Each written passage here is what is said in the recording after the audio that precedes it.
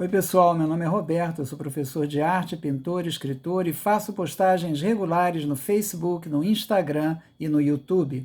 As elites dos países subdesenvolvidos tendem a seguir a estética das metrópoles dos países que as dominam economicamente. Assim, é evidente, por exemplo, a influência euro-americana nos filmes brasileiros. No período da Guerra Fria, se solidificou a influência do chamado realismo socialista em áreas de influência soviética. Porém, mesmo assim, na realidade, esse realismo representou esteticamente um atraso típico da União Soviética, que condenava, por exemplo, Picasso por ele não refletir a estética da elite russa do século XIX, que era a base, esteticamente falando-se, do realismo socialista na arte. Mas uma rara exceção de criação cinematográfica não excessivamente dependente da cultura importada foi a obra do diretor boliviano Jorge Sanguínez. A dedicação de Sanguínez ao socialismo o levou a buscar não o beco sem saída do realismo socialista, nem as convenções do cinema de Hollywood que dominavam a América Latina, mas uma estética cinematográfica que fosse compreensível pelo seu próprio povo, que na maioria é de origem indígena, principalmente Quichua e Aymara. O objetivo do cinema de Jorge era, abre aspas, apoiar a luta de libertação dos latino-americanos, fecha aspas.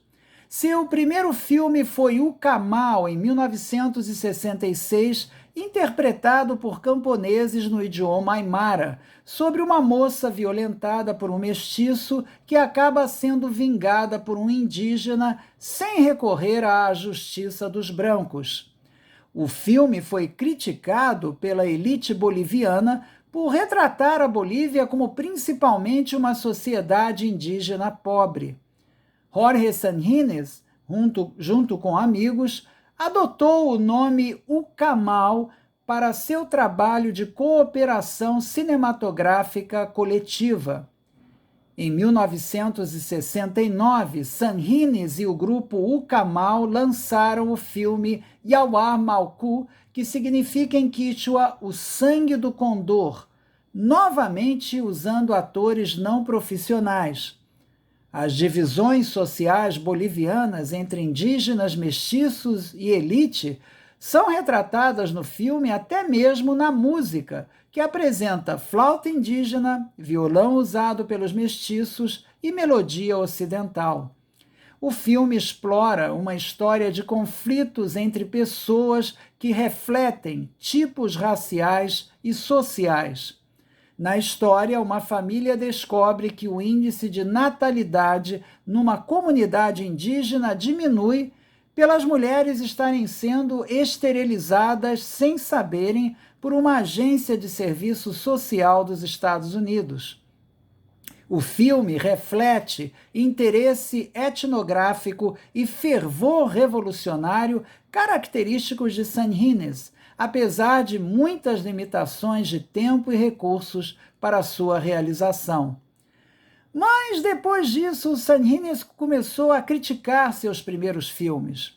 O problema, segundo Sanguínez, é que eles se baseavam nas tradições narrativas de Hollywood, ao invés de na cultura quichua e aimara.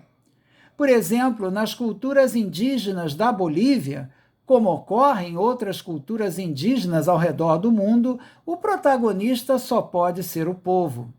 A coletividade, não o indivíduo, é a base de qualquer tipo de ação. As ações de indivíduos no filme tornavam os filmes de Sanguínez ilógicos para os indígenas. Para mudar essa situação, Sanguínez lançou El Coraje del Pueblo em 1971. Nesse filme, baseado em fatos reais, mineiros explorados são massacrados pelo governo por protestarem contra uma greve, por protestarem em favor de uma greve. Mas ao invés de enfocar 2 ou 3 indivíduos, o filme trata da coletividade como personagem principal. Por exemplo, muitas cenas foram criadas com o testemunho de pessoas que presenciaram as atrocidades, interpretando no filme o que eles viram na vida real. O filme foi, assim, enraizado na história do próprio povo ao qual se dirigia. Em compensação, a expressão emotiva do filme é bem mais reduzida do que em filmes anteriores. Devido a um golpe militar, depois disso, Sanhines e alguns companheiros do grupo Ucamal foram para o Peru, onde rodaram o filme El Enemigo Principal em 1974. O filme foi realizado em preto e branco, com muitas dificuldades técnicas e financeiras, incluindo a ausência de alguns colaboradores. O filme sugere que uma revolução precisa partir do povo, ao invés de ser promovida por guerrilheiros, e continua com as experiências de Sanhines com improvisações, usando um narrador, o líder agrário Saturnino Wilka, que conta uma história que acusa o imperialismo americano como sendo o inimigo do povo. Como Sanhines fez em El Coraje del Pueblo, nesse filme a câmera geralmente mantém distância dos personagens. Segundo Sanhines, isso permitia a participação espontânea do máximo de pessoas numa cena, diminuindo, é verdade, as oportunidades de diálogo, mas procurando atrair as simpatias do espectador para o inteiro movimento social, ao invés de enfocar apenas alguns personagens. A distância também convida o espectador a refletir nas cenas, ao invés de apenas se identificar nelas. Não existe, assim, uma pressão sobre o espectador através de closes ou ritmos acelerados para o espectador aceitar as imagens. O envolvimento emocional, nesse caso, só pode ocorrer pela aceitação do espectador do conteúdo da história em relação ao seu significado humano.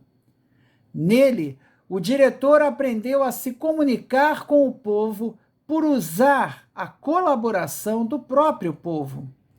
O resultado disso são filmes que causam estranheza aos espectadores acostumados ao cinema de ênfase individualista que evoluiu no Ocidente.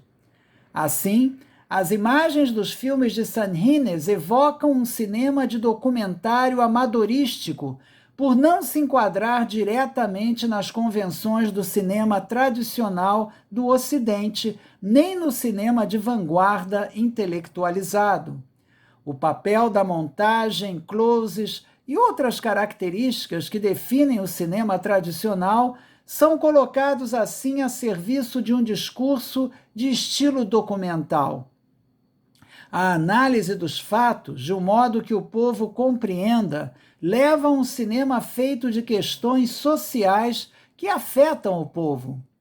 Segundo Sanhines, o povo dizia aos que interpretavam as autoridades no filme o que eles gostariam de dizer às autoridades na vida real, rompendo o silêncio da opressão e unindo o filme à realidade. No Equador, Sanhines filmou Fuera de Aqui, em 1977, sobre a ação de missionários tentando convencer indígenas de que Deus apoia que os nativos sejam despejados por uma companhia de minério americana ter encontrado depósitos de zinco na área deles. Obviamente, a companhia queria o zinco e, por isso, queria os indígenas fora da região. As cenas nas montanhas têm uma autenticidade que contrasta com as cenas envolvendo os burocratas da região. Sanhines, em 1970, declarou numa entrevista que o propósito do cinema revolucionário é fazer história. Em 1977, porém, ele reconheceu a importância da qualidade estética do filme refletir a beleza do povo. Assim sendo, o cinema de Sanhines tem o propósito de educar o povo em relação a agir pelos seus direitos, sem abdicar totalmente da beleza estética, mas procurando uma beleza estética no próprio povo. A relação dele com os indígenas tem por objetivo fazê-los coautores coletivos de sua obra. Que a cultura dos espectadores indígenas seja a base da obra cinematográfica. O trabalho de Jorge Sanhines e do grupo Ucamal é, assim, um exemplo notável de uma procura por uma redefinição estética do cinema que se incorpore na própria razão do cinema existir como um instrumento de comunicação, não apenas para a elite e as classes médias dos países pobres, mas principalmente para as massas da população desses mesmos países. Espero que vocês tenham gostado. O link para os livros de arte que eu publiquei está na descrição desse vídeo abaixo. Muito obrigado pela atenção, muita paz para vocês e até a próxima!